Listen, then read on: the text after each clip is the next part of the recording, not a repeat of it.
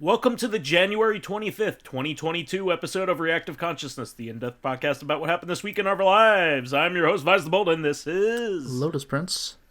And Fakafon, the guy you get when nobody else is available. Oh my god.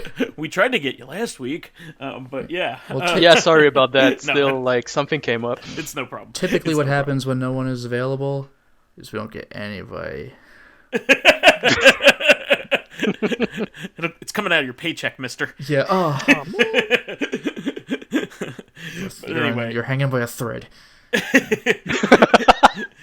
You know all that time that you screwed off with? Well, you can have it back. Yeah, Anyway, we got a lot. We don't have a ton of things to talk about, but there are some big things. So yeah, this is like huge. Unless you're living under a rock, Microsoft announced that they were buying Activision Blizzard King for $70 billion. It sounds almost comical. It's like fuck off money. But yeah, that was a move that nobody was seeing. Literally nobody was expecting this. Yeah, very crazy. I guess the company got within buying distance from being so embattled, and I guess their stock had been falling, because of all their internal problems that they've been having with abusing their workers and a lot of other things, bad culture in general. So yeah. This is really interesting. Because you basically have the number one independent American developer. I don't think there's anybody bigger than them. EA isn't bigger than them. They're smaller than them at this point. So Capcom, if you pretend it's American. Capcom doesn't even come close to the size of Activision Blizzard. Oh. Capcom and Konami combined if you pretended that they're in America. Probably Nintendo. It might be the only thing that's anything like close to that in Japan, and they're the biggest video game company in Japan, with Sony being the second. So yeah, I think, what is it? Toyota is the only company that's bigger than Nintendo in Japan. Something like that. Not bad. And they don't even make very good games. God. This is crazy. But what, Nintendo? Are you crazy? But anyway, Activision Blizzard is a cesspool at the moment. That was the thing, is being bought out might be the best thing to happen to them for their public image. Yeah, I'm just I'm racking through this in my head because corporate consolidation, especially with big companies like this, is really bad. It limits the competition in the marketplace by a lot. And it also eliminates jobs anytime it happens. Office and support staff, you don't need as many. You're obviously going to cut corners. You're going to cut things that aren't as profitable. You're going to cut studios that you don't jive with or don't want to keep around. So this is a really, really interesting thing that happened. But at the same thing, though, at the same thing, nice. At the same time, though, Blizzard has particular IPs that it really puts all of its chips onto. Yeah. So there is that, but also Microsoft has been pretty liberal as far as working with other companies. So they're still cutting stuff, but it might not be as bad as we fear. Also, there was an amusing, I forgot if it was a tweet or it might have just been information that somebody put out in a tweet, but Phil Spencer was looking at the IPs they picked up, and he specifically mentioned. He's like, oh, look, we own these. And it was like... Sierra. Yeah, it was like King's Quest and Hexen. Those are the ones he mentions by name. I was just going to say, one of the potential upside is that Raven Software is part of... Raven, Remember Hexen? Activision I remember Hexen. And Raven Software in particular has some interesting things that it's made over the years, and I'll go over them because I wanted to talk about Raven in particular because there's something else going on with them. But this may be very good for Raven Software. So maybe they could finally release Heretic 2 on GOG. That is what I was long going to last. The game Spoilers, that nobody Lotus. really cares that much about except on principle. Maybe they could release Hexen 2's expansion that's just like $1 million right now because physically is the only legal way to play it. Yeah. So Raven Software is a company from way back in the day, originally making Amiga games, but most famous for making the Heretic and Hexen line of video games. Yeah, and it was definitely a response to Doom at first, too, because I still remember this. I still have the shareware box for Hexen, but like if you type in the invincibility code or the all weapons code in Heretic, then they will kill you or take away all of your weapons, respectively. Oh, wow. Calls you a cheater. So I'm pretty sure about this, but I believe Heretic is the first third-party Doom engine game. So this was the first game to not be an id Software game. It was a Raven game, but and you had inventory items you could use, and you could fly. Yeah, so Hexen was the sequel to that, and then it had a very weird branching off point where there were Heretic and Hexen games. Yeah, Hexen got an expansion, and then there was Hexen 2, which also had an expansion, and Heretic has a Heretic 2. It's like, okay, well... So, one of them is in legal hell. I think Heretic 2. Yeah, Heretic 2, and if I had to guess, I would say Hexen 2's expansion, Portals of... ye old Dungeons and Dragons name, I forgot what it's called, but you can get Hexen 1 and expansion and base Hexen 2 on digital. So Raven also made some other id-linked games, including the 2009 Wolfenstein, which is not available digitally. Yeah, the one that kind of got retconned out of existence. It was digital, but very briefly, and now you have to go find... Only on Games for Windows Live. So, and now you gotta find the PS3 or 360 discs to play it.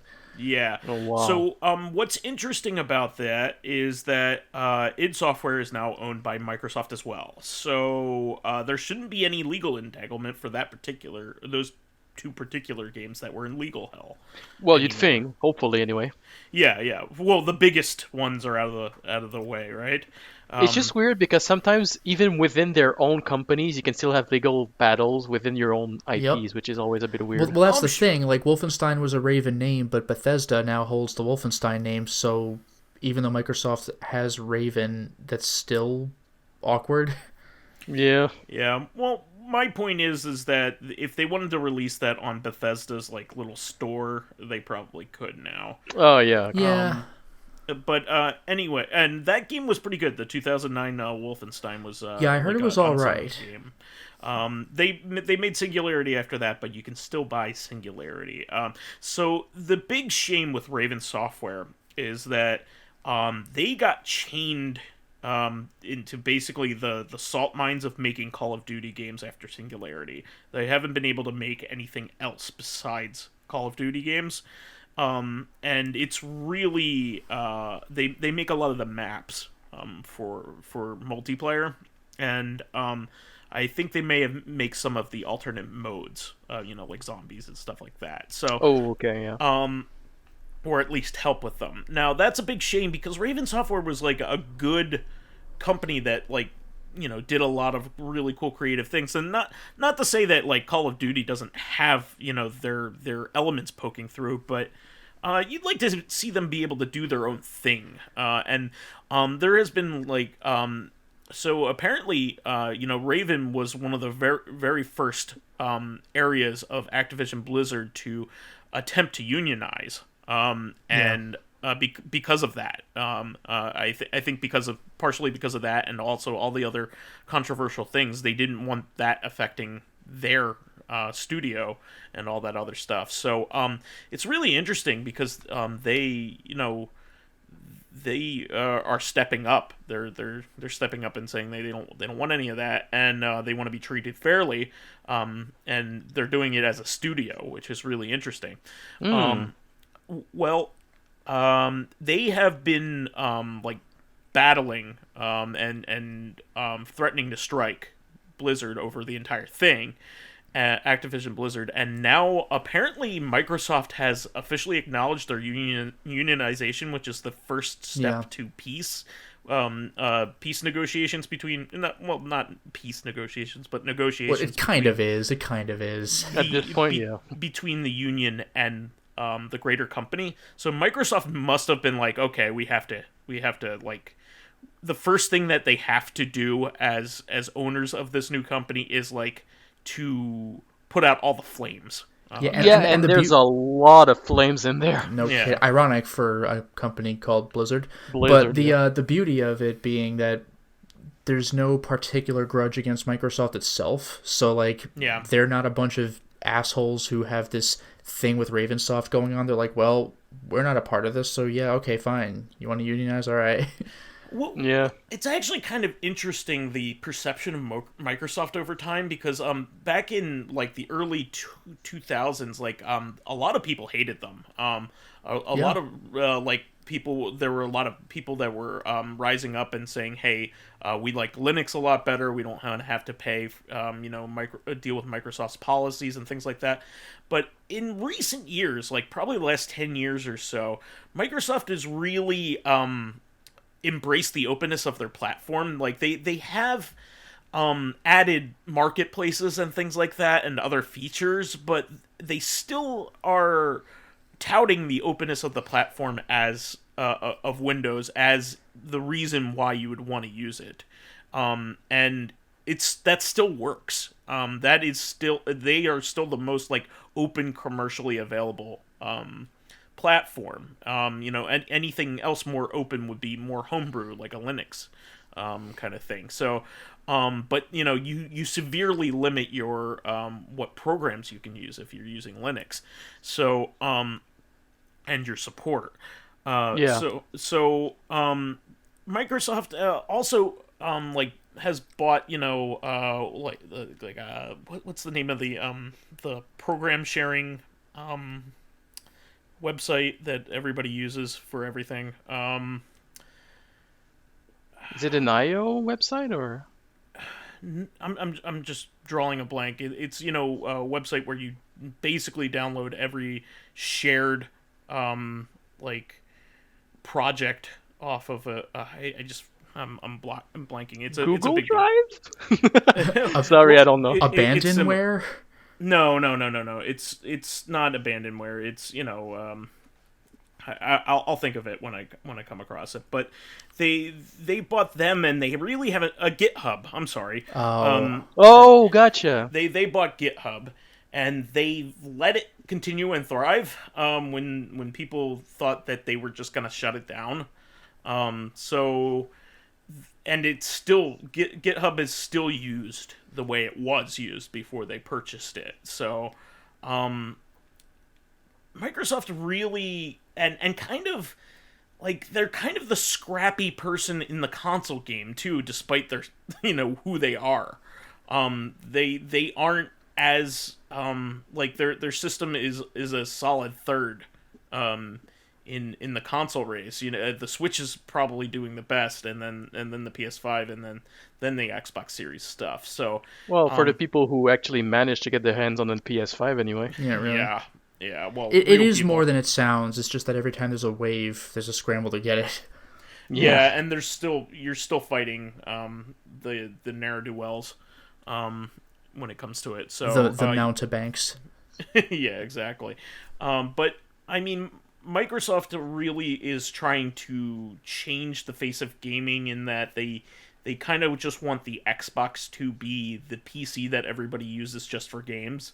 And they're kind of leading the way in in terms of like subscription things and that sort of thing. And if that appeals to you, that's pretty cool. It's always interesting to see like the different like status of companies over the years. Like a certain company, like it's kind of interesting. And most of the time, I always wonder like what causes these things. Is it like their consumer feedback that causes this thing? Is it just a change of management, a change of policies, a change of... I think it generally has to do with how they react to fan reactions, and also like what they do, like their management decisions. A lot of what they do right now is not done to particularly screw over a certain class of people. They could have easily shut down GitHub, because they, obviously want you to buy, whatever commercially available software and licensed software is out there, rather than fan-made stuff.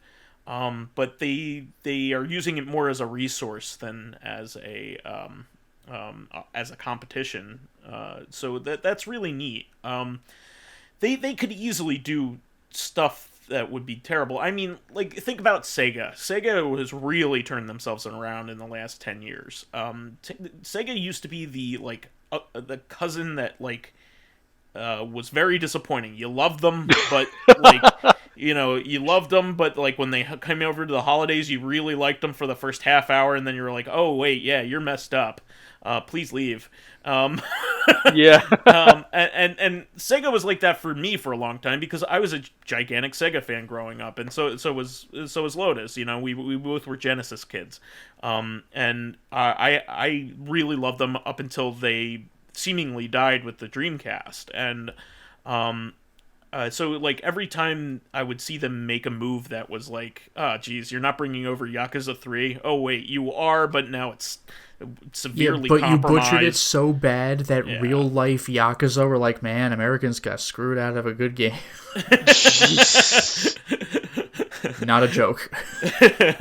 But yeah, like they would constantly not bring things over back in that era. Phantasy Star Online 2, like, now that it's finally years. here, I don't care about it anymore because it's been that long of a wait. Yeah. It was during that era, the PS3 360 era, they really dropped the ball on a lot of stuff, and they also like just weren't kind to their fans. They released a lot less stuff having to do with their older history. They stopped digging through their archives and releasing like updates to their cool old stuff. Yeah, like no more like Sega Ages stuff. Yeah, exactly. And then all of a sudden, you know what it was is when Yakuza got popular again, which was with 4 or 5 or something. I mean, Zero's when it really kicked in. I was gonna say Zero. Yeah. Zero's when it got full on mainstream, but 5. I think 4 was like pretty good. We almost didn't get 5 at all. Well, yeah, that's true. 5 was a damn good game, but like it was like a secret release. It was digital only on PlayStation 3. That was real fun to download. Yeah, so it was really when Yakuza 0 came out, I think, and then kind of like a corporate culture kind of changed around it. It was like the company started making money, so they started doing more fun things because they had the budget to do it. Yeah, that makes sense. Yeah, that's what I love to see. Like, if you go back to, like, I mean, look at the Genesis. Look at how much just weird bullshit is on that system because you could just do it. Yeah. I want to play Aerial the Acrobat again. Yeah, there we go. It's a Sunsoft game, a late Sunsoft game. But, yeah, I mean, I always wondered why you couldn't fly in that game. Like, it always bothered me. I don't know why. But anyway. So, I guess he's an acrobat. That would defeat the purpose, right? But, I guess. Yeah. Well, then there was Sonic. It's like, why don't you just move very slowly and curl up into a ball and then not move? Yay. Why? Yeah. This game sucks. Yeah, like, why am I so fast? God damn it! Built up a lot of really goodwill. They put out the Sega Ages games. They've put out like a lot of really good collections recently. Yeah, they got that giant collection on PS4. Yeah. They put out a couple remakes. I mean, the Panzer Dragoon remake is pretty good. Yeah. There's I mean, this is more of a limited thing, but there's the Genesis Classic. Yeah. No, they've made some genuine strides that like nobody expected. They've been putting I up. I some of can't those mini believe they consoles. brought back Panzer Dragoon. Like, that's insane. Like, they remade that, and they're still, I guess, working on Doing the it. But they're second gonna do one? House of the Dead 1. Oh yeah. Oh, they're, cool. They're remaking the Zwei as well. Panzer Dragoon Zwei. Yeah, that's also insane. Which, if they're doing that, that implies maybe we could get Saga, one of the most expensive video games, like, just that exists. I mean, they even have released to some degree, like on one of those mini arcade machines. Golden Axe for Revenge of Death Adder. Yeah, and which Virtua we Fighter never thought 1. we would re-release that. So, yeah, they're really interesting right now. So, Microsoft has been kind of just doing that kind of stuff. They have done the backwards compatibility thing. They've come out and said, like Phil Spencer's like one of the industry good guys. He comes out and says his philosophy. Like he straight up comes out and says like a shot at Sony. You really should be embracing your legacy because you have 5 systems under your belt. You should make all 5. That's of them the whole. play Yeah, out. why are you embarrassed by games that like Final Fantasy VII Remake? It's like people have been waiting for that for like 10 years because Final Fantasy is like everyone's favorite game ever, and that was from the 90s. Like, why are you embarrassed by the 90s? That's where you got started and released so much cool shit. It's why Seriously. you're popular today. Yeah. Microsoft has made it keenly aware that they want as many of their old games playable on their new system as possible, and they've made good on that. They even have come out the newest edition, probably and last edition to the backwards compatibility that they functions that they added. They added like a lot of really good fan favorites, and that they said we didn't have to do this, but we wanted to make as many of them available as possible, especially the ones that people were asking for. Excellent. Blinks the Cat and Dinotopia. No, none of that. Like, real. I just love bringing up Captain Dinotopia Nolan? because it's funny to me. Real classics that include like a lot of really great Sega stuff. They recognize that there are still some people that really want to be able to play their original Xbox games from back in the early 2000s, and that is a wonderful thing. And they said we have a wonderful, rich legacy that we want to keep around, just like we do with our computers. To this day, you can play a lot of old legacy Windows stuff from 20 years ago, no fucking problem, as long as there's let's no go play DRM Theme really Park. into it. Yeah, theme park. I want to play. I unironically, like, I genuinely want to have readily available various Learning Company games. Oh, that's fun. And specifically, this is not Learning Company, but The Adventures of Hyperman. Bring that back. I don't think that's a Microsoft specific thing, but like, let me play it. But yeah, I mean, a lot of the Activision Blizzard stuff that has disappointed me, and Phil Spencer actively said that once they acquired them, that they are going to. One of the things that Activision Blizzard did recently that, one of the many things that pissed people off, but this is from an external lens, is that they had a lot of really good successes with bringing back franchises with like Spyro and Tony Hawk and Crash Bandicoot. They made really good games, and they dissolved all the companies that made those, even though they did them well, like or reassigned them. And people were like, why the fuck did you even push all this stuff? These made money and were critical successes. Like, what's your problem? What the fuck is their angle when they do this? Yeah, Phil Spencer came out and said we are going to focus on their legacy brands when we start getting going. So that means probably more Sierra stuff from back in the day. Maybe we'll see another Geometry Wars game. That's a Sierra game that I love. So Oh man, I want to see a new Space Quest. Yeah, why not? I mean, they came out with a newer King's Quest a little while ago, but It was pretty good. yeah, and people liked it. But Activision probably got bored because they're a gigantic company and they only care about Call of Duty. Also, Microsoft said that we are going to probably stop releasing annual installments of Call of Duty. Yeah, that's huge. Because, like, on one hand, it's cool to get a new game every year, but on the other hand, that means they got to crunch to make it happen, and every single time. like, yeah, you don't get to really that's one of the flesh things out that what you're Raven doing. was complaining about. It's one of the things they were complaining about. Like, the schedule is so fucked.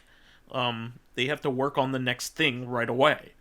And not only that, but imagine just as a company or studio or as a person yourself, you want to work on different projects because you have ideas, you have toolkits, and then it's like, well, do more maps and more modes for Call of Duty. It's like, come on, guys. We'll let you add Attack on Titan to Call of Duty.'ll give you that.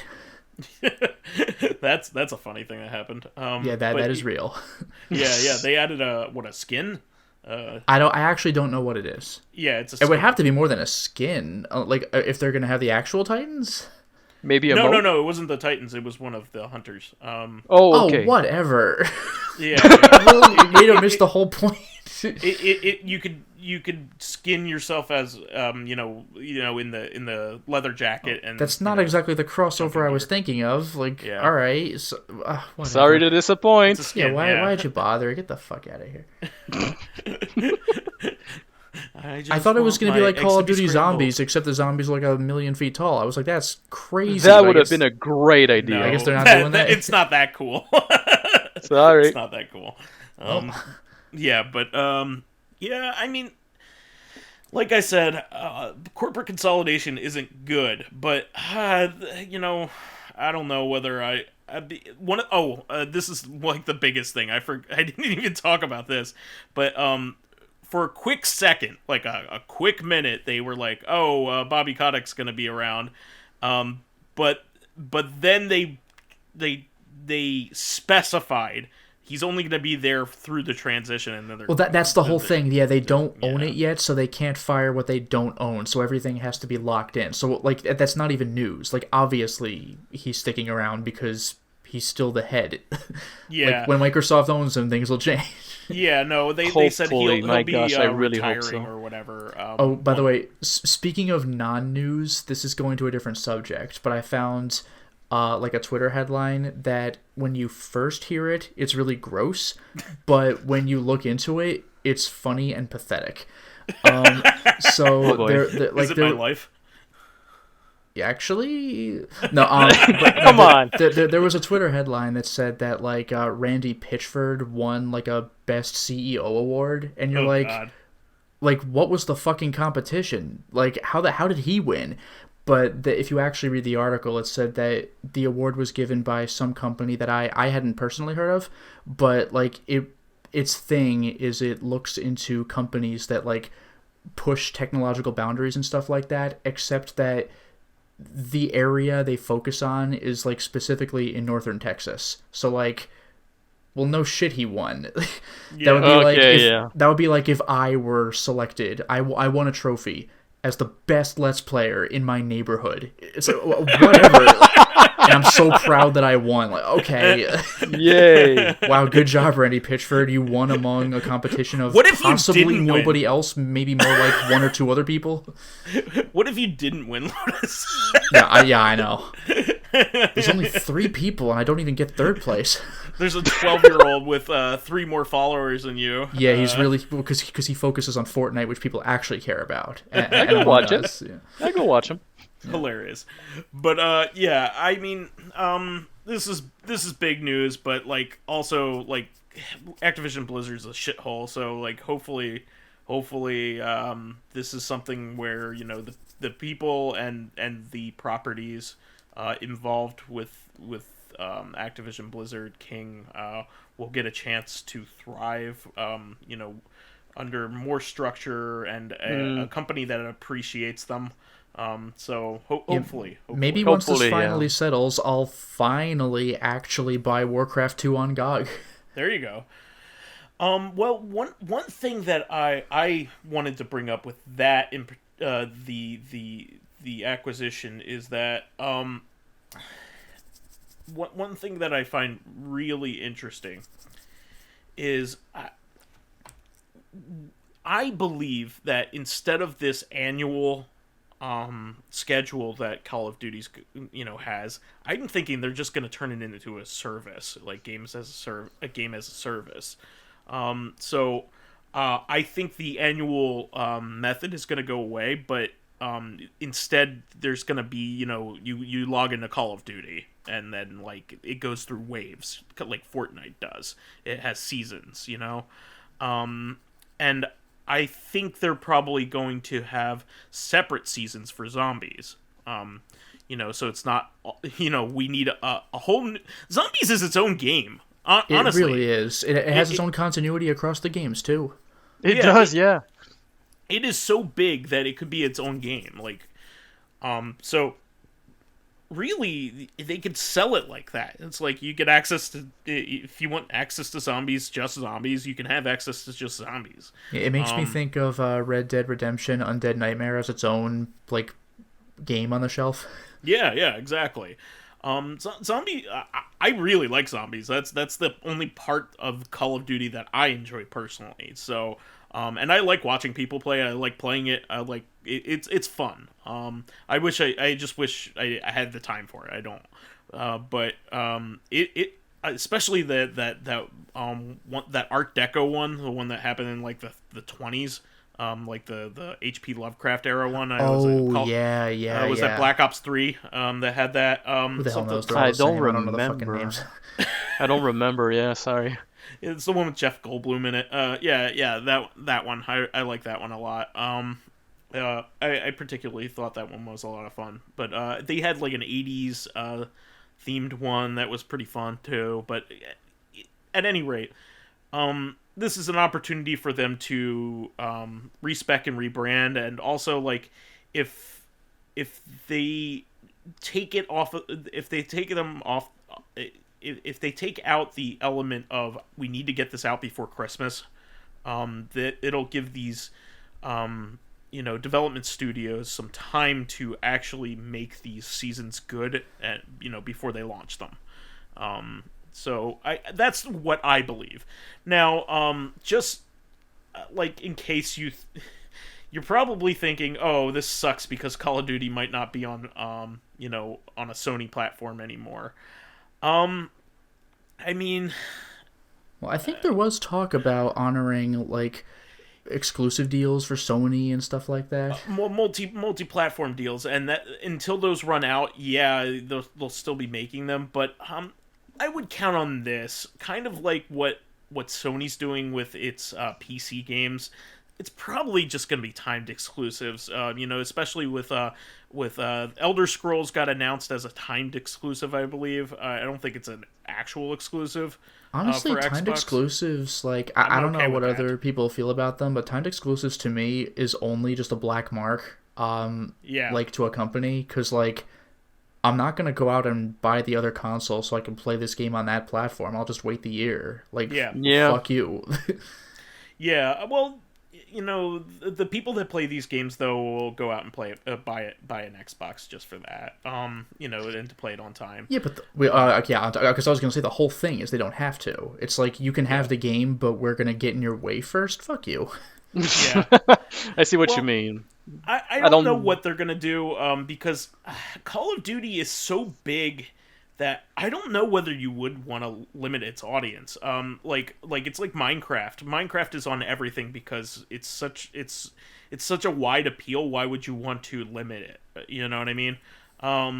So I have to think that Call of Duty will remain a multi-platform in some capacity because it just makes sense to keep doing that to make the most money. But who knows? Maybe they just want people to be in their ecosystem, so they're willing to take the hit. I have no idea. Like the way these like, especially like some video games, like you say, have like a mass appeal, so everyone can get into them. But then you got these specific games that seem to be more inside their own bubble. So when dealing with these kinds of games, it's a bit more. Well, so Call of Duty is one of the most popular franchises, like, currently. So, I mean, that is a mass appeal game, if there ever was one. It is, but at the same time, it's not the same kind of not atmosphere. I'm not finding the right words. I'll get back to it. Well, you are you trying to compare it to Minecraft, something as ubiquitous as Minecraft? Yeah, kind of. Just Okay. like, just because the appeal of the game is like might appeal to a mass, but when you play the game, it's not, you don't have the same feeling because Minecraft is a kind of game you can be there like for 2 hours doing whatever you want with your friends. Sure. But Call of Duty, it's like you have to go shoot people. There's no like, oh, I'm gonna go fishing. It's like, no. Yeah, and it's almost like an athletic competition. Like it's Yeah. very competitive. And not everybody's into being very competitive. I certainly am not. Because I'm just gonna get my ass kicked by a 12-year-old that plays it all day long. They're really good. They're really Well, good. and then they'll call me a derogatory name. Yeah, I was gonna say, like, they're gonna tell you that they fucked your mom, even though they're like, you could literally be their dad. So jeez. But anyway, yeah, I interesting stuff. Along with that, an interesting announcement came out from Limited Run Games. Normally, we talk about the games that they announced that they're going to be putting out a physical version of, but they announced a whole new platform for them. They are now going to be able to release Xbox versions of games. Yeah, there must have which I been a think is change in pretty cool. policy because the reason they hadn't done so before was that Microsoft had like a much higher number of Yeah, games minimum. that had to be released if they were going to be released physically, and Limited Run Games was like, we're not paying for like 1,000,000,000,000 copies of a game. We're a limited run company. We released like 5,000, which was not going to meet the requirement. So I'm assuming that rule changed. Yeah, and I also find that decision by Microsoft interesting because if there was if any of the companies were going to try to drop physical media first, it would probably be them. And so to allow more vendors to get into their physical media space when they put out probably the least amount of physical copies of stuff is really interesting. I would have thought they would have kind of just did away with it, but they're Yeah, it allowing seems the kinda boutique bizarre. people to come in, and I've always thought it was a stupid decision on their part because why not just sell as many as you could? Well, speaking of which, by the way, this is also going to be really cool to little indie companies that make Yeah. games, especially specifically for Xbox, because most of the time when Limited Run announces games, it's either, like, my reaction is either, oh man, I've been waiting for this one, or I've never heard of this. So usually I go to YouTube and look up basic gameplay. So, like, this will be a good way to give a shout out to, like, whatever companies make those games, because there's a lot of stuff that I just haven't been aware of that I'm like, oh, this actually looks interesting enough for me to try. And not only that, but they have a lot of games on Xbox that were like digital only, like that Battletoads, the newer Battletoads game that they made. That was a digital only game. Like it would be kind of cool if Limited Run Games put out like that Battletoads game as a physical. That really would, and that has like Battletoads has a degree of clout with people our age because it's like, remember Battletoads, like, so it'd be cool to see like the full series get a physical version.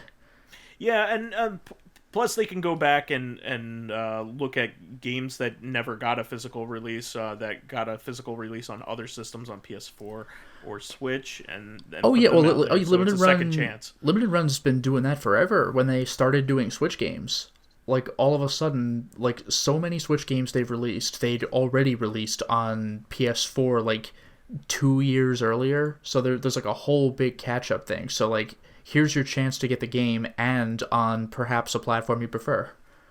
Yeah, really cool stuff. I'm really looking forward to whatever they come up with because I think it'll be a lot of fun. So that's really cool. All right, the next thing that I have on the docket here is this is also kind of Xbox related, but Banjo-Kazooie was added to Nintendo Online Plus. Yeah, although just speaking of which, I was actually going to bring this up. Unfortunately, this is not Xbox related. I mean, surprise, surprise, Nintendo was releasing the Nintendo version of the game, but that means it's the hard version. Because do you remember the update that Microsoft made when they released Banjo-Kazooie? No. No, I don't. It was a lot more lenient. Have either of you played Banjo-Kazooie? Yeah, the A old little one. bit. Do you remember how musical notes work? Yes, I do. How do they work? I certainly do. You pick up the musical notes. You need to pick up everyone in one shot, because if you die, you're starting over. Yeah, if you want to get all 100 and you get 99 and you die, you gotta get all 100. Like, that's Yep. how. But apparently the Xbox version, I think it actually saved your progress for musical notes, which Oh, was which was good. very kind. So the Nintendo version, like, I mean, you'd expect Nintendo to release the Nintendo version, but if you were hoping for the lenient version, then I'm sorry. I'll continue It's to still a play great my rare, game, but those musical notes are punishing. I'll continue to play my rare replay version then. Yeah, exactly. Yeah, have fun on Rusty Bucket Bay, where Oh, God. if you're underwater, it's oil, so your health or your oxygen drops twice as fast. And if you're in the oil water, but like on the surface, you still lose oxygen slowly. It's terrible. Rusty Bucket Bay it's a really cool level, but it's brutal. It's incredibly punishing. I remember everyone who played the game with me did not want to play that level. And also Majora's Mask is coming next month, which is great. Which version? Just the N64 version. Yeah, I would but- assume Okay, N64 okay. because otherwise it would have to be a port of a 3DS game, which I guess they could do, but it would be way easier just to port another N64 game, I think. Yeah. I really wish they would make a collection of the two 3DS like N64 remakes, or maybe even the three of Three, them. because both Zeldas and Star Fox. Star Fox, yeah, Yeah. they really should put that out on Switch. Hey, genius, I'm on your side. But they made all three of those games better on the 3DS. So No doubt, I yeah. would really appreciate that. Plus, it has it has the Master Quest, doesn't it? As well, the 3DS version has the Master Quest. So, Oh, does it? I didn't even know that. So it's kind of like almost 4 games, or 3.5. I didn't even realize that. I always thought Yeah. Master Quest was like this super secret version of the game. It's like maybe you caught it on GameCube or else you missed it. No, I think they put it on 3DS as well, with all the enhancements. So that's cool. But yeah, yeah, you're right. Beat the game to unlock Master Quest. That's awesome. Yeah. Okay. Also, this is just kind of like a warning, but Dark Souls 3 for PC apparently has a very awful exploit in it that can like make your computer extremely vulnerable to hacking. Yeah, and speaking take of over. which, I think, I forgot who announced it, if it was Valve or FromSoft or something, but there was a recent announcement that I think Dark Souls 2 and 3 are having their like online like PvP stuff temporarily removed while they deal with this shit, and I think Dark Souls 1 is coming soon after, so like, okay, good, they're getting on it. Yeah, as they should. Yeah, so that is a good thing that they're actually like going back and fixing it. Yeah, you don't want to wait on something that dangerous. No. Yeah. They're going back to it on it. So that's good. But the console versions, of course, are unaffected, so everything's good. Moving on from that, mostly just kind of like homebrewy kind of stuff, but there's some really exciting stuff happening, so I wanted to talk about it. The Mr. Project, which is the FPGA kind of standard right now for if you're doing like the homebrew kind of thing, which has amazing cores for a lot of different systems right now, if you can find the parts to build one, because the parts are getting expensive due to the global parts shortage. But if you can make a Mr. Setup, there are lots and lots of really cool cores. The CPS2 and CPS1 and CPS Dash cores are really great. The Neo Geo core is awesome. The Nintendo one, the SNES one, the Sega CD, the Sega Genesis one are all really awesome. But we never expected like high-powered systems, like starting in the 32-bit era, to be even possible.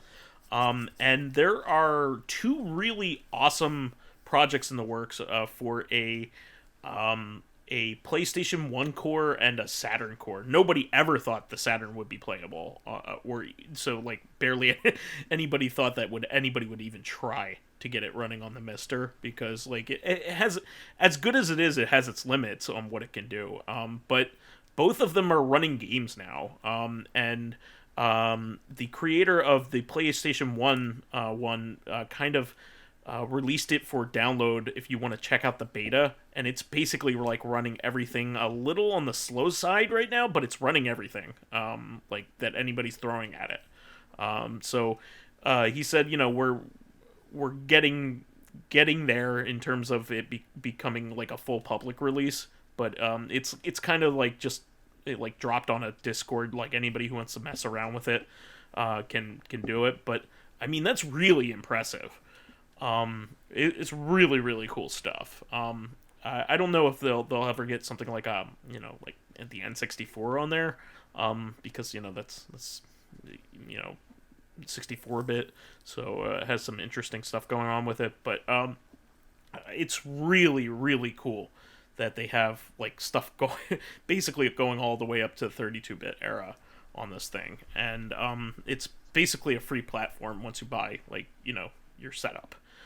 So like, and anything that comes out is free unless you want to donate to the people who are making these cores. And it's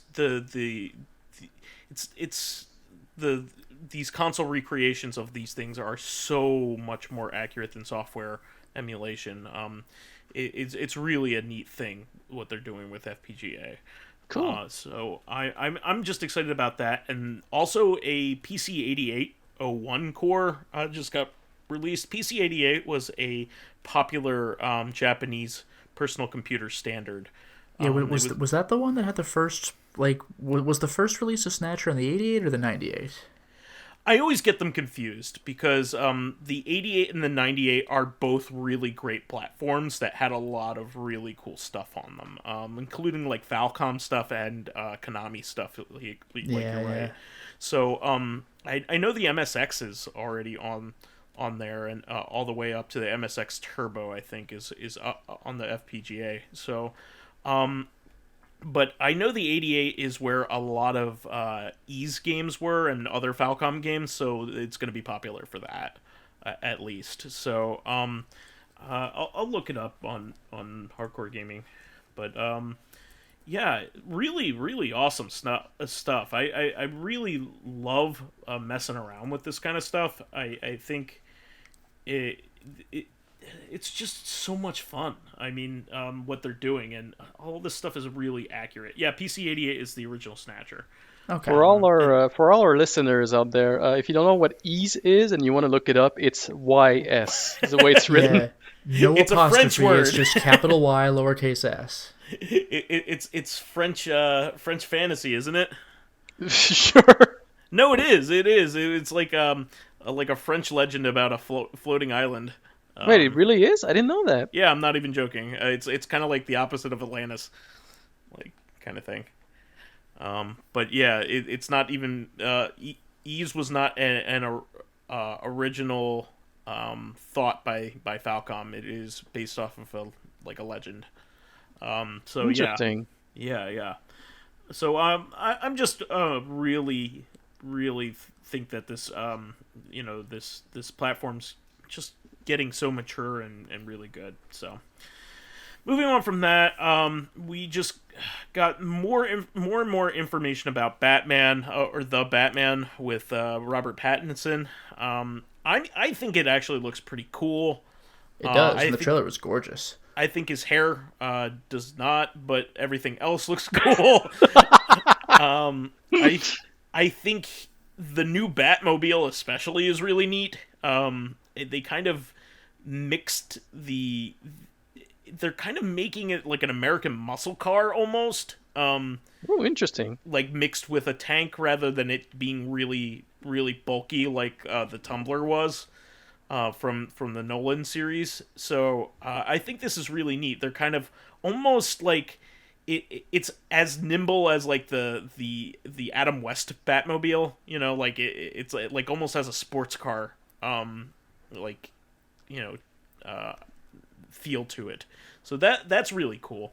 There are a lot of characters in this that we already know about. Like we know about Riddler and the Penguin. Yeah, I was gonna mention that Colin Farrell isn't even recognizable as the Penguin. It's incredible. Yeah. And we also have Catwoman, who of course is a good guy, bad guy, but mostly a good guy. a nemesis as they call it, but she's part of the Bat family. So, what's that? No, I was just laughing. It's a nice analogy. Well, no, she's part of the Bat family. Like that's literally what they call like the Batman comics. They call them Really? the Bat family. Yeah, But she's clearly a cat. I mean, the names are cat. similar. It's just the second letter off, Yeah, it rhymes. Yeah. The other Robin is a bird, I guess. But anyway, Birds are exactly the same as bats. It's fine. They fly. It's okay. Yeah, they fly. It's fine. Whatever. But the Bat family books are typically like the Robin, Nightwing, and Catwoman, and whatever else is going on at that time. Like Harley Quinn has her own series too. That kind of stuff. But so, anyway. Movie looks interesting. They announced the runtime. It's like 2 hours and 47 minutes. Boy, it's a okay. long movie. It's a long movie. It's a marathon.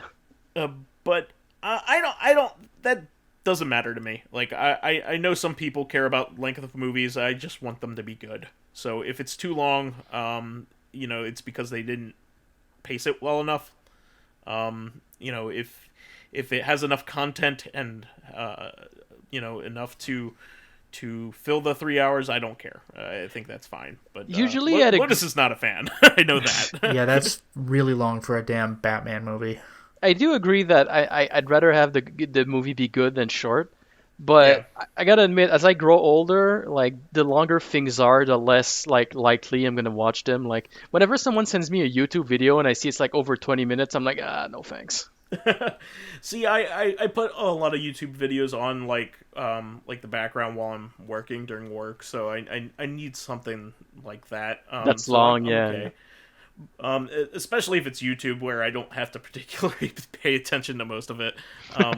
But I need some disposable stuff going on in the background.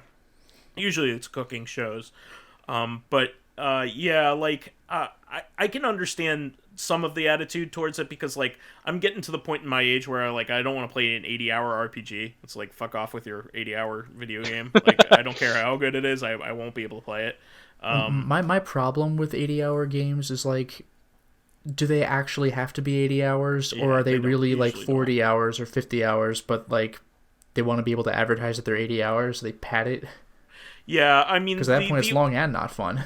The only long games that I've played recently that have like really like the length was justified was Yakuza Like a Dragon and Dragon Quest 11. Like a Dragon, if you just want to move on, then you can.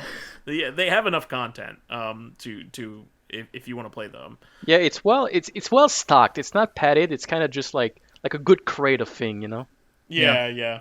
It's also one of those things that you could just play a little bit of, and then while you're playing like another game and trying to get through that. So a little bit of here, a little bit there, that kind of thing. Mm-hmm. But I don't know. I'm reserving until the first impressions and all that crap. Until we actually see it. Of course. Also, just like this was like a real quick announcement that I saw from IGN. Lord of the Rings, The Rings of Power TV show. So I'm guessing stuff that's going to expand on the lore from the Silmarillion and other J.R.R. Tolkien lore texts. Is going to come out in September 2nd to be specific. So I can only imagine what that stuff is going to be like, because we don't really have too much source material on stuff outside of the actual Lord of the Rings.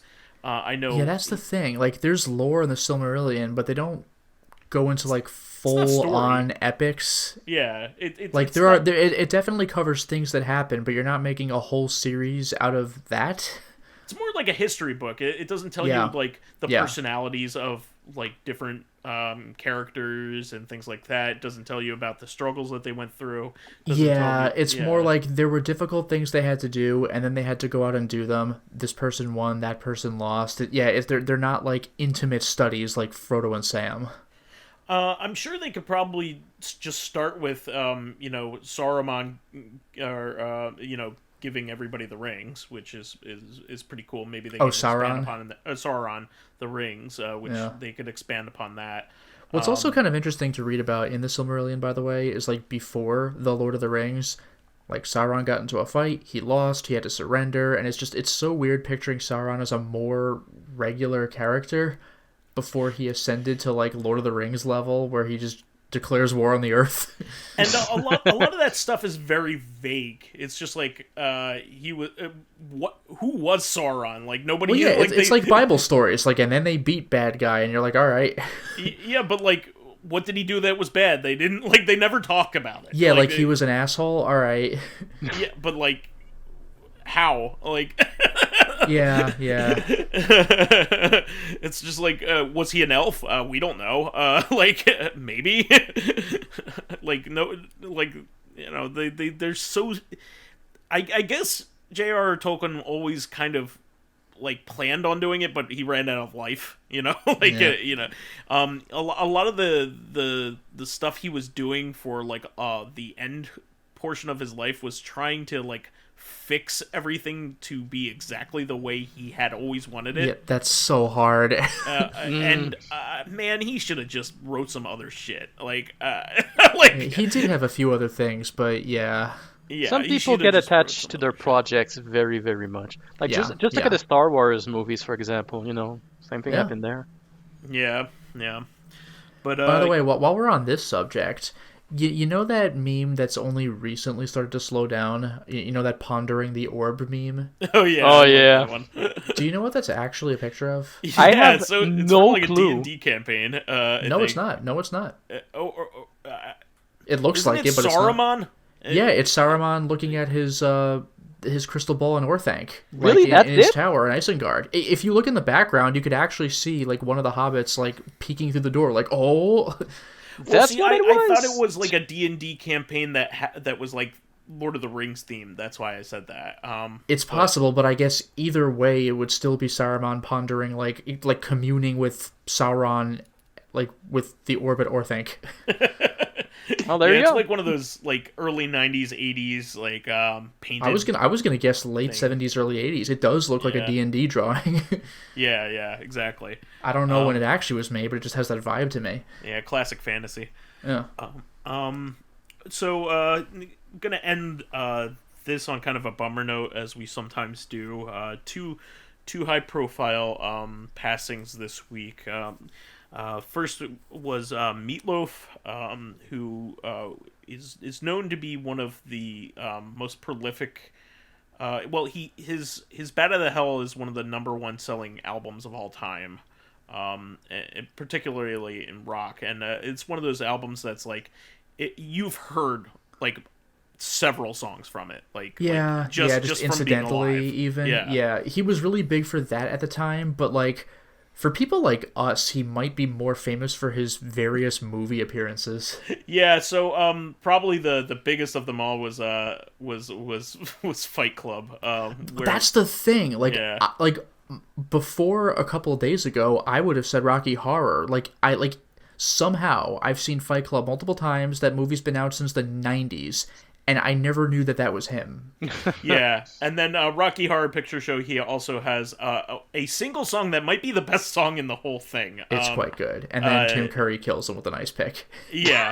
He was already, his thunder. He was already half dead. Yeah, and Tim Curry finished him off and awkwardly said, "A wonderful performance," as, like, Eddie's girlfriend is, like, crying that he fucking murdered her boyfriend. He's like, whatever, man, let's just get back to it. It's like, thanks, Tim Curry, Jesus. He used half of his head to make Rocky, half of his brain to make Rocky, right? Isn't that the story?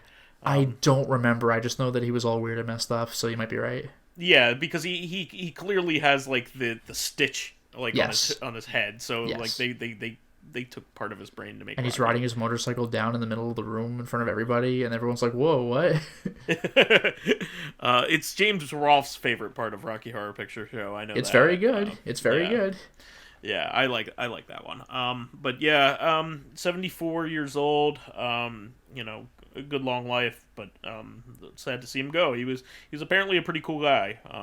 Just liked being in things and liked rocking out, that kind of thing. So, and Louie Anderson, who hasn't looked good recently, like he's looked pretty sickly.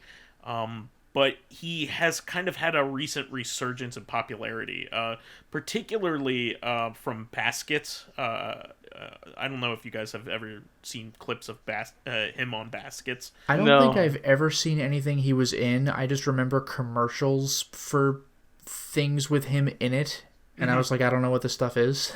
So Baskets was a show that was on FX. And Baskets was the name of the main character's like clown persona. It was a funny show, but yeah, the main character was Zach Galifianakis, and he played Baskets the clown. He was a classically trained clown, like trying to make money in the real world. And basically, only thing you can do as a clown anymore is like be in the rodeo. Yeah, I was gonna say like children's birthday parties. Exactly. And even then, like people don't like clowns anymore. So like no, yeah, like even when we were kids, it was kind of like this is because our parents like going to the circus back in the 1910s, right? Yeah, yeah. Is it a that's bad how old time our parents to are. They're mention? from the 1910s and not at all the 60s. Is it a bad time to mention my dad was a clown? Really? I think Yeah. you might have mentioned that. Really? Yeah, Didn't clowns? I mean, I know you're in Canada, but didn't clowns like originate in France? they did, yeah. And well, he was Mexican, but he Almost the same thing. he had a big career like in multiple circus, like the Cirque du Soleil, the Oh, wow. Nice Circus. He traveled the world, and That's cool. clowns are pretty. They're like the stars of the show, so they get paid a lot of money because there's no clowns. So when you want a clown, Yeah, you're you're gonna not pay going to pay the animals, are you? you're gonna pay Yeah, the big bucks. I was gonna say, like, unless you can get into Cirque du Soleil, which is like a big deal, like there aren't many competitors to Cirque du Yeah, Soleil. it's that or like Stephen King's It, And that's pretty much it. and that was Yeah, taken like- by Skarsgård. So sorry. Yeah, the clowns are one of the some of the best paid employees whenever you go to a circus. Like mostly like you'd think it'd be like people like the acrobats or the things like that because their jobs are very dangerous. But there's a lot of them, so they're not paid as much. You know what I mean? Oh, really? Yeah, well, clowns are like the star attraction. Like people want to see the clowns, right? Yeah, So, which is Yeah. ironic because they're so terrible at their jobs. They're always falling down, and their cars know. are hands are practically- always right? falling down their ankles, getting hit with pies. Yeah, you're supposed to eat those, not throw them at people. Come on now. But yeah, like clowns have kind of evolved. Like they're a lot of times like clowns and like things like Cirque du Soleil aren't like it's more of an archetype than like the clown with the white face makeup. Yeah, yeah, It's no, more no. Well, I like was a- going to mention, speaking of archetypes, there are different types of clowns. Like Yeah. there's the white face clown, which is probably the kind you picture, like Pennywise for the scary version. But there's like the Auguste, which is like august, right? They're the posh looking ones that Yes. are all like prim and There's the proper, hobo despite clown, still too. having the makeup. What was the third? There's a Auguste, hobo clown too. Yeah, Yeah. but there's a specific name for it. There's Auguste, Whiteface, and I swear there was a third one. Tramps, maybe? Yeah, that the hobo and the tramp. I guess it might be. Yeah. That was Tramp. more my Yeah, dad. Yeah, Tramp. he played the. His shtick was basically being like sort of an illusionist a bit. So Okay. he'd be doing trick. He'd be very physical with his things too, like Ooh, falling down that's a cool. lot, juggling, hiding things. Oh, you know what? What was the name of they're- his persona? Blasso. Blasso. Wow, that's There really you go. cool. Oh, and the type I was trying to think of but couldn't was the character clown.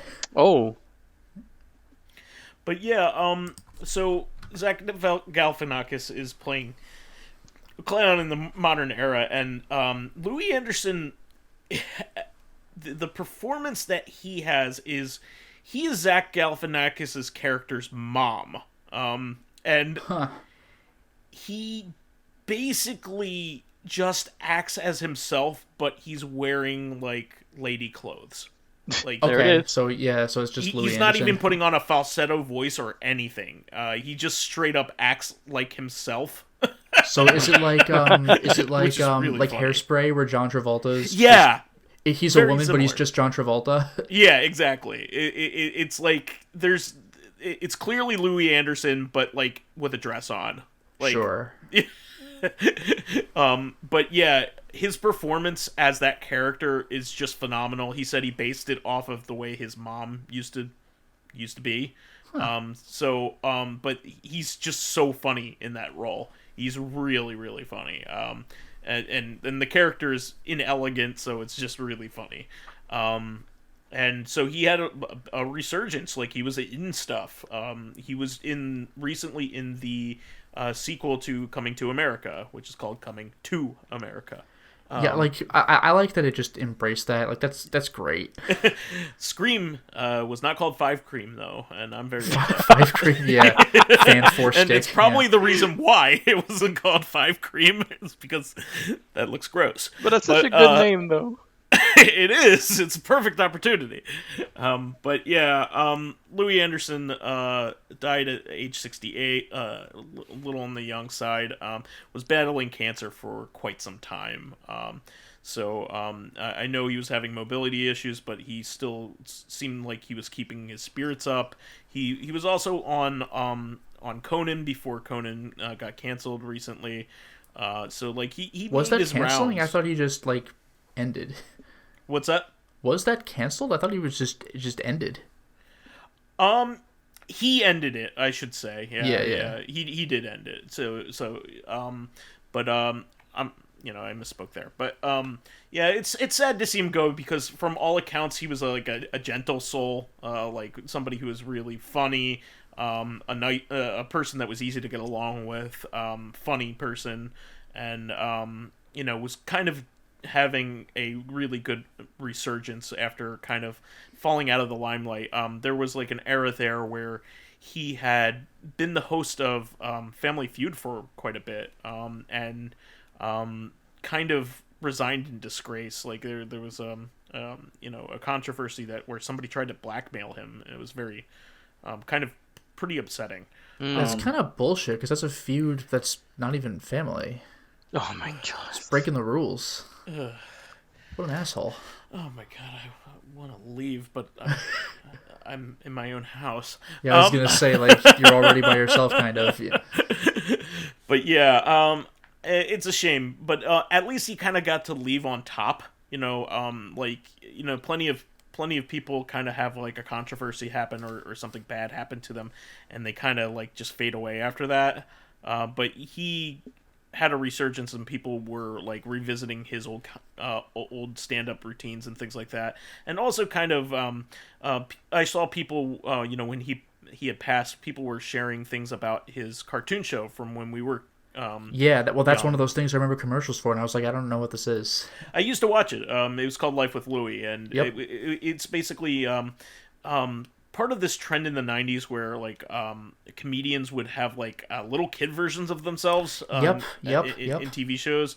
So they're like MC Hammer had his own like little kid version. Like there was a Little Rosie show. There was it's like Camp Candy was a thing where John Candy was a camp counselor for Wait, kids. Really? What the heck? All yeah, right. No, this was a thing. And that's Canadian, so you should know all about that. I don't follow that kind of stuff. About that. You should know everything about that. There was like a lot of shows like that. There was one other one that I was gonna point out. Oh yeah, Bobby's World, which is with Howie Mandel, like voicing, that one like, I 5 remember. different characters on that show. But like, yeah, Life with Louie. Like the thing that I always thought was funny about Life with Louie is I was like, why does this little kid sound like an old man? Yeah. And it turned out, Louie Anderson was voicing the little kid. Yeah, there you go.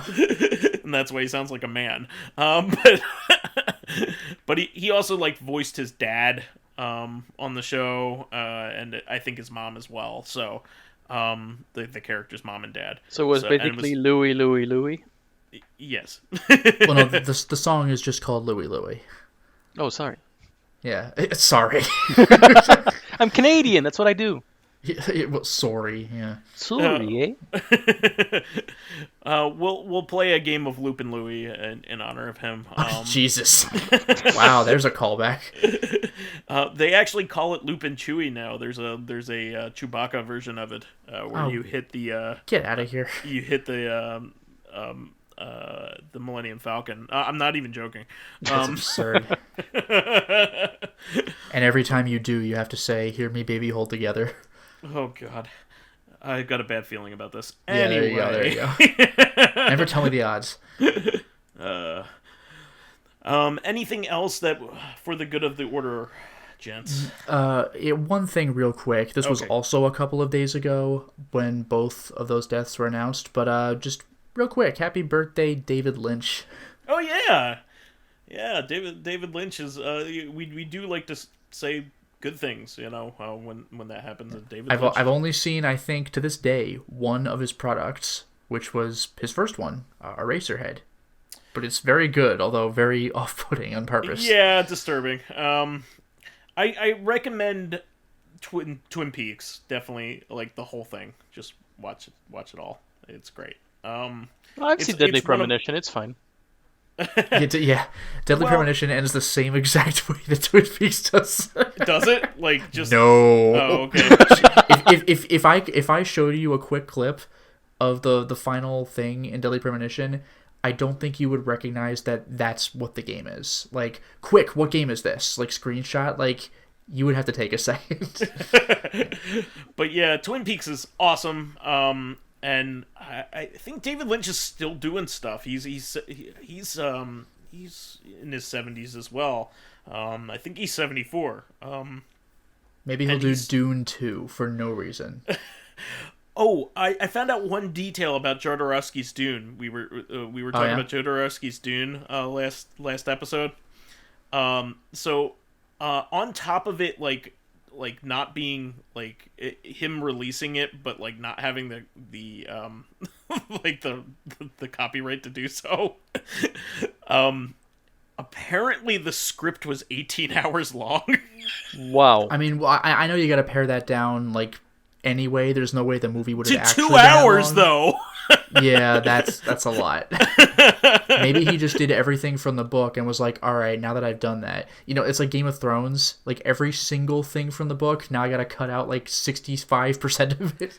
Well, that's why Dune really works as a TV show, so I'm really surprised that they didn't do it as a TV show this time around. I'm glad that they didn't, because the movie that they made was really good. I really don't know, there was recommend too much sand though, and I hate sand. It's coarse, gets everywhere. And the Bene Gesserit, when they're in sand, are sandwiches. Ooh, very nice. I'm hungry.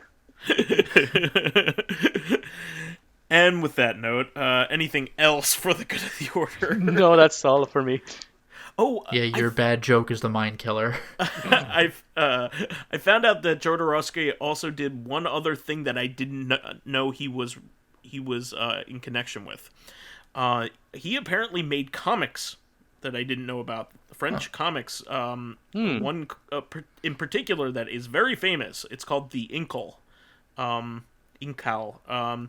And it's the art was done by Mobius, who is like one of the most acclaimed like comic book artists of all time. He's the one who did the like art for Panzer Dragoon. Oh, what? Like, wow. like that's gorgeous. Like the Japanese like cover art and all that's that. Crazy. Yeah. He did the he basically created that whole like fantasy landscape in on paper and said, "Hey, you can work off of this." And then they made the game like based off of his drawings. That's and designs. So it's funny because I recognize the art style, but I've never seen those comics. Yeah, even Eco, like the Japanese, that almost looks like his style. Yeah. Well, I mean, yeah, I'm picturing the Panzer Dragoon cover art, so like, yeah, it's a different artist, but like I can see it. Yeah. His style is unique and therefore has inspired a lot of other fantasy art. I think he's mostly known from the Inkle and also Silver Surfer. He did a run on Silver Surfer, and also like lots of other like one-shotty kind of stuff that was like in stuff like heavy metal. Like if you ever like read that, heavy metal, of course, like was the magazine that. Wait. That. Oh my God! We own that Silver Surfer comic. Yeah, nice. Yeah. Like that one in particular is that cover is very famous. Yeah. The one with him and with Galactus. With Galactus, yeah. Yeah. His version of Silver Surfer is particularly iconic in visual form. So, that artist is very famous, and I didn't know that Jodorowsky was the one who actually wrote like the most prominent comic that he did the art for. That's interesting. I had no idea. And it had many sequels. It's done well for itself in France. Excellent. And now they're all available in English as well. So, just like a really interesting thing. I was wondering how Jodorowsky made money because yeah, it was not from El Topo. El Topo is like unsellable to anybody except people who are curious about it. It's 2 movies. One of them's fucked up, and the other's not as interesting. It's not marketable. I could put it that way. Yeah. That is the show for this week. Please remember to subscribe to Corrective Consciousness YouTube and SoundCloud pages. While there, please give us thumbs ups, likes, and 5-star ratings on iTunes. Helps to promote and spread awareness of the show, and any bit of help keeps the show going. You can also catch us on Thursday for our sister podcast, Corrective Consciousness, where we will be talking about more of the Matrix franchise. Finally, you can friend me as vysethebold on pretty much anything. Just give me a heads up. And you can follow me on my YouTube channel, Lotus Prince. You can hit me up on Twitter at Lotus Prince. And finally, if you are interested in seeing my videos early, getting in on exclusive live streams, I'm currently doing Soul Blazer. Selecting upcoming games for me to Let's Play, yeah, Soul Blazer's pretty rad. I never played it before, and it's great. And the soul still burns. I'll take it. Selecting upcoming games for me to Let's Play, or getting in conversations with me and other patrons on Discord, then perhaps consider swinging by my Patreon account, which can be found at patreon.com/LotusPrince. Honestly, it's so cold here in Canada, I could use a blazer just to be a little bit hotter. And you can... a soul blazer from the sun. A soul. And anyway, yeah, I get the joke. And you can follow me on Twitter at Fakafon, and you can watch my comic at Kajula.com. Wonderful. Well, that's just Prime. We'll catch everybody on Thursday then. Until next time, everyone. See ya, everybody.